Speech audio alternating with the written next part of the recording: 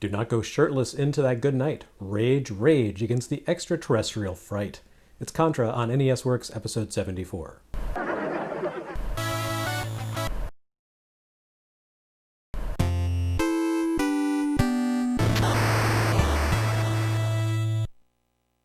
Last episode I mused about how clear creative leaders had emerged for the Nintendo Entertainment System library over its first year and a half. Most notably, Nintendo, Capcom, and Konami were all at the top of the heap.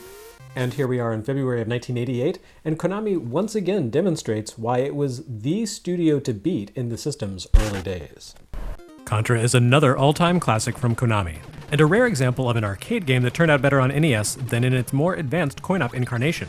What makes this successful conversion so remarkable is the fact that Konami didn't adopt Capcom's general strategy of massively reinventing their arcade hit for the NES adaptation. As with Russian Attack and Gradius, Contra sticks pretty closely to the source material. This is not a top-to-bottom rebuild of an existing work, but rather a remix that correctly identifies its core strengths and makes them sing on far less capable hardware. It's not a 100% pixel-for-pixel conversion, and it makes a lot of tweaks to the arcade version's content, but all of them improve the experience for the better without the drastic top-to-bottom reinventions we've seen in Capcom's releases like Section Z and Gunsmoke. This isn't a criticism of Capcom's approach to bringing arcade titles to NES. Those games have been great. Rather, it's a testament to Konami's collective skill that they can not only pull off adrenaline-driven arcade games on NES hardware, but somehow improve on them. Contra is a platform shooter game in the Ghosts and Goblins vein, with its marquee feature being a two-player cooperative action mode. As co-op shooters go, Contra absolutely demolishes the previous high watermark for the platform, SNK's Ikari Warriors conversion. That arcade port was a high watermark only in the sense that there were no other marks to compare it against. Contra for NES, on the other hand, is still extraordinarily entertaining more than 3 decades after its debut, something you can't necessarily say for the arcade original. Contra has a premise ripped straight from Hollywood. 2 color-coded muscle guys trade their shirts for assault rifles and run around a jungle blasting 8 flavors of bejesus out of an alien invasion force. Aesthetically, it makes no bones about how much it cribs from Stallone and Schwarzenegger flicks of the mid-80s, down to the fact that its cover art was literally traced from those stars' recent movie posters. There's a heady mix of aliens, Commando, and Predator at work here, with a pair of soldiers gunning for Gigarest alien abominations in the heart of a high-tech base hidden on a remote jungle island. It's an epic journey into copyright infringement, to be sure, and it's awesome. Contra is also notable for being one of the first instances of Konami of America getting really carried away with their localization choices. Although the in-game text doesn't deviate much from the Japanese source material, except on a technical level, the manual takes tremendous liberties with Contra's backstory. Where the original intent of the game was to take place far in the future, Konami's American writers to set the action in what was at the time the present day. There's no denying Konami had the sharpest, smartest manual text in the NES library at this point, but beginning with Contra, they really started to go full Carl Macek with their English text. In this case, the temporal change was probably inspired by the title of the game. Where Russian Attack, Stinger, Double Dribble, Track and Field, and Castlevania all received totally new names for the US, Contra was called Contra in Japan. The Japanese title is presented in a form of stylized writing called a teji, in which kanji ideograms are used for their phonetic readings, in this case kontora, rather than for the actual meaning conveyed by the symbols, which in this case turns out to be the nonsensical Soul Battle Silk. Contra itself is of course a reference to the current events of the time, a massive scandal during the Ronald Reagan era in which the US government came under fire for funneling military resources to insurgents in Iran. Of course, Contra comes from a Latin prefix meaning against, but the subtext of calling a military-themed action game Contra in 1986 did not go unremarked upon at the time, and the NES port of the sequel shipped under the less eyebrow-raising name of Super C when it arrived a few years later. Not that Contra has anything to do whatsoever with the Iran-Contra scandal. It's about a couple of bros saving the world by blowing off a giant alien's face and running down its gullet to explode its still-beating heart, which is eyebrow-raising in a completely different way. Anyway, Contra. In arcades, Contra contained 5 stages, which worked in a sort of alternating rhythm between styles and formats. The NES version contains 8, which largely carry forward the beats of the coin-op levels while reshuffling some of the start and end points, and breaking the mini-zones of the arcade game's final levels into 4 larger standalone stages. An equally dramatic change can also be seen in the two base zones, where the game changes up the nature of its action from side-scroller to over-the-shoulder 3D shooter. This format would be explored more thoroughly in subsequent Konami titles like Devastators and G.I. Joe, whereas here it's more of a sorbet to freshen things up between courses. Those core stages already feature a healthy amount of variety as it stands. The bulk of Contra's levels play out as linear, left-to-right ratchet scrollers, but one stage, the waterfall level, scrolls upward, similar to the first and third worlds of Kid Icarus. The pacing here is much brisker than in Kid Icarus, though. There are no action RPG elements, and the heroes, Bill and Lance, are considerably better armed than Pit. Contra's levels are built around feats of skill, tests of reflex, and occasional hints of what would eventually evolve into Contra 3's set-piece-based design, exploding bridges, mid-bossing, plunging alien death traps, and more. While Contra doesn't scroll automatically, allowing players to advance at their own pace, every step you take introduces new hazards that can take you out in a single shot. Because Contra was designed as a two-player simultaneous game, many of its stages include dual-path design to allow each hero to attack aggressively from a separate angle. The opening stage, for example, allows you to take a high path along the cliffs or a lower path through the water below, though the routes do have a tendency to converge along the way to keep things interesting. Contra also codifies what would become standards for control schemes in run-and-gun shooters. The heroes can run, jump, and by default can fire at 7 angles: forward, backward, up, and both upward and downward at 45-degree angles. Press straight down and they'll duck to lay prone on the ground, immobilizing them and forcing them to fire straight ahead, while also reducing their profile as targets. However, if you jump while pressing down on most platforms, they'll drop down to the ground below, allowing you to maneuver both up and down to find the most advantageous point of attack, and giving you far more granular control over your movements than the way Kid Icarus caused Pit to fall through platforms if you simply ducked. Technically, however, the guys actually have full 8-way fire. In order to shoot down, you need to launch them into the air with a jump. While spinning through the air, they can shoot directly beneath them. This gives them great versatility, but also introduces an element of risk to the action, as you tend to be more vulnerable while jumping. The character's free fire skills are especially handy in the vertically oriented third stage, which sees you climbing a waterfall defended by gun emplacements, alien soldiers, and falling rocks. Stage 3 is interesting because it's the only level that scrolls upward rather than left to right. The arcade game felt as though it had been designed specifically to focus on that level with a vertical monitor.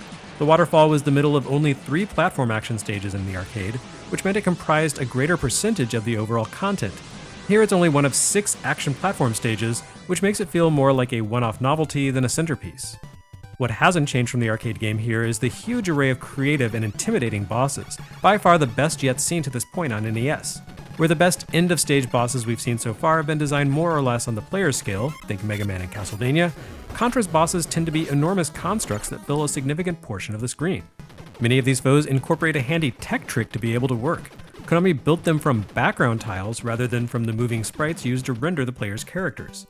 The NES could only handle a limited number of sprites per frame and per line, and Contra works around that limitation for massive foes like the leaping robot and the living alien base at the top of the waterfall by turning them into, essentially, moving wallpaper with a few sprite objects over top to make them look lively and more interactive. We saw this trick with some of the bosses in Mega Man's Final Fortress levels, but it's used to even greater effect here, with each stage containing at least one encounter with a deadly, creative, larger-than-life threat. This is used to especially brilliant effect in the final stage, where you face off against the alien leader almost immediately. But rather than the game ending when you destroy Red Falcon's head, you're forced to rush down its gullet to blast its still-beating heart while it spawns tiny facehugger-looking babies at you. It's memorably gruesome and incredibly challenging, especially since you only get 3 lives and 3 credits in which to complete all 8 stages. Well, sort of. Contra is also notable for canonizing the Konami code, a cheat code that had been integrated into Gradius by programmer Kazuhisa Hashimoto, who passed earlier this year. In Gradius, the code up, up, down, down, left, right, BA start could be used to arm the Vic Viper with a full loadout once per stage. Here, however, if you use it on the title screen, it grants you 30 lives per credit, enough for even the clumsiest player to force their way to the end. It can also be used in 2-player mode, which goes a long way toward relieving the strain on friendships caused when the poorer of players in a 2-person session steals lives away from their more skilled companion.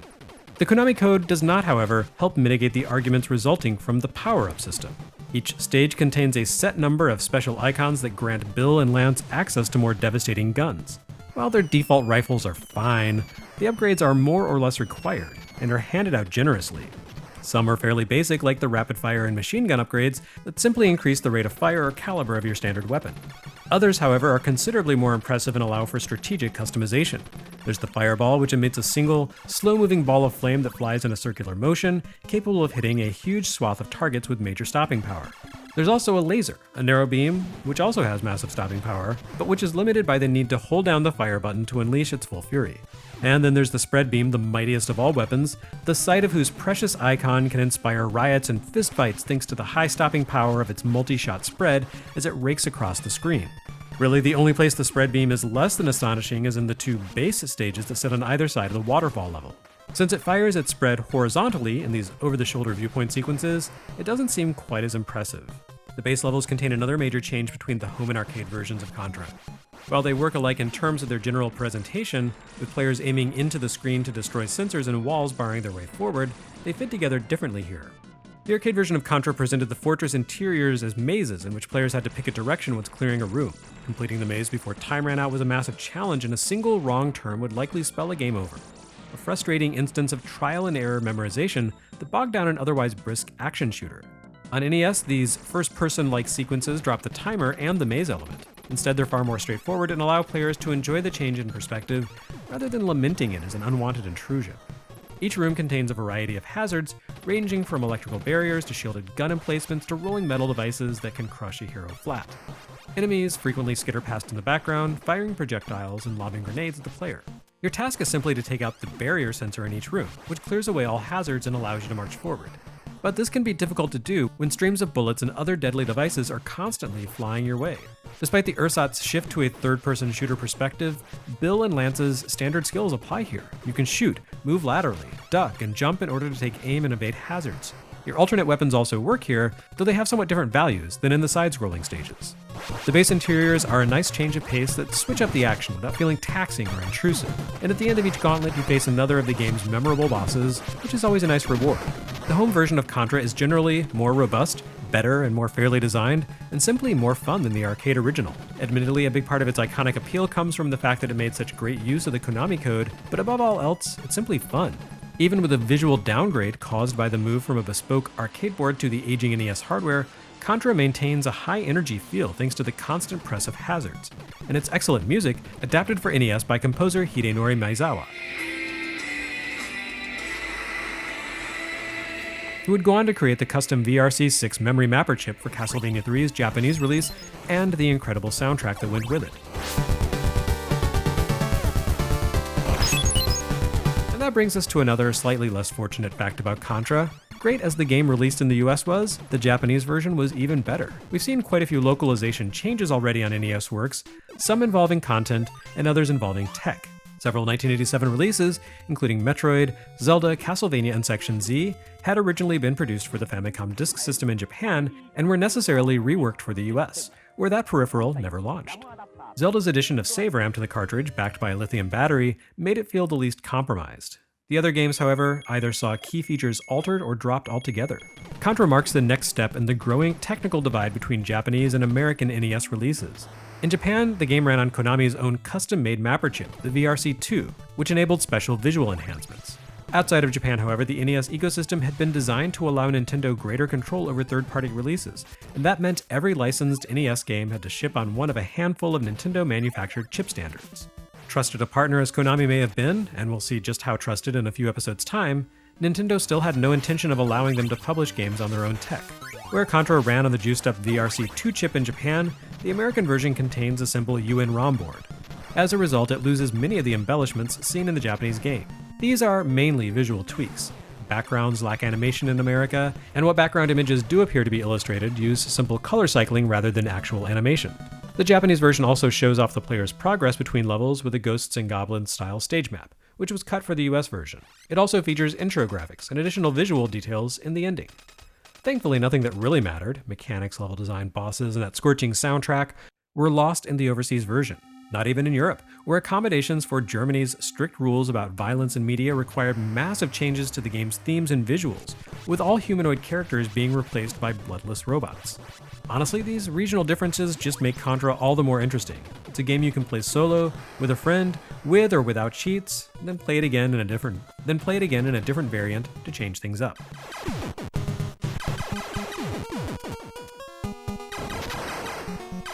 While the NES version of Contra was bizarrely inaccessible for years, outside of an unlockable bonus feature in Contra 4, a Nintendo DS exclusive game, every version of the game covered in this episode is available now on the Contra Anniversary Collection for all modern platforms.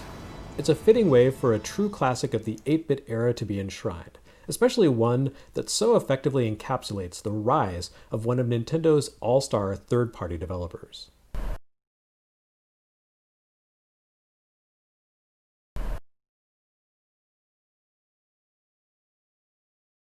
Next time on NES Works, Rare finally returns to their isometric roots, but probably not in the way you expect.